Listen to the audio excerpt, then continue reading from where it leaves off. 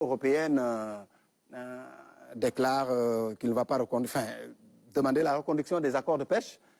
Surprise, bien de toute façon, l'État du Sénégal avait déjà décidé de ne pas donner suite à...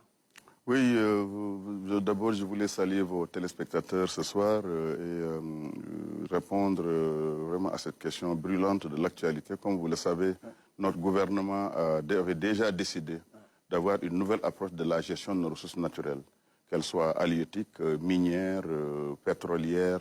Le Sénégal avait déjà décidé de revoir tous ces accords depuis quelque temps. Il y avait un travail important qui a été fait. Vous savez qu'il y a une commission que le président du parti Ousmane Sonko a mis en place, qui est en train de revoir tous les contrats que le Sénégal a signés. Et c'est des dizaines et des dizaines de contrats, dont celui-là, évidemment, le Sénégal a déjà pris cette initiative et effectivement l'Union européenne a annoncé eux aussi qu'ils veulent revoir ces contrats-là. Donc c'est en tout cas dans une décision qui a déjà prise par notre gouvernement et nous allons voir dans les prochains jours. Ministre du Commerce, c'est dans l'intérêt du tissu industriel national, c'est une réappropriation des ressources. On va vers une réappropriation de ce potentiel économique. C'est la doctrine même de notre gouvernement.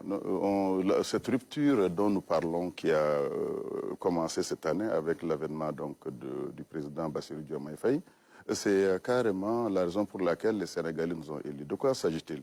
Le Sénégal est à la fois riche et pauvre.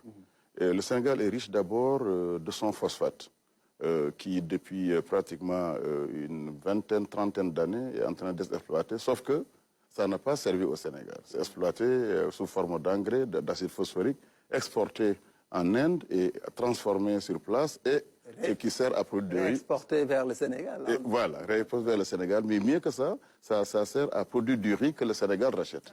Voilà, donc ça c'est l'un des exemples les plus connus. L'autre c'est la pêche. Aujourd'hui, on a vu au cours des dernières décennies, le capital halieutique du pays, c'est de moins en moins donc développé. Complètement pour ne érodé. Pas dire érodé, avec comme conséquence l'immigration clandestine. C'est des milliers de jeunes pêcheurs qui partent, qui désertent leur pirogue pour aller vraiment vers cet Eldorado voilà, qui n'est pas en réalité un Eldorado. Troisième élément, comme vous le savez, c'est le pétrole et le gaz. Absolument. Où le Sénégal a voulu aussi se dire, est-ce que ces contrats qui ont été signés avec justement nos partenaires, est-ce que c'est des contrats léoniens ou pas? Et la question, c'est effectivement, ces contrats seront négociés dans l'intérêt du peuple sénégalais. Donc tout cela, ça veut dire simplement qu'il faut que nos partenaires comprennent que rien ne sera plus comme avant.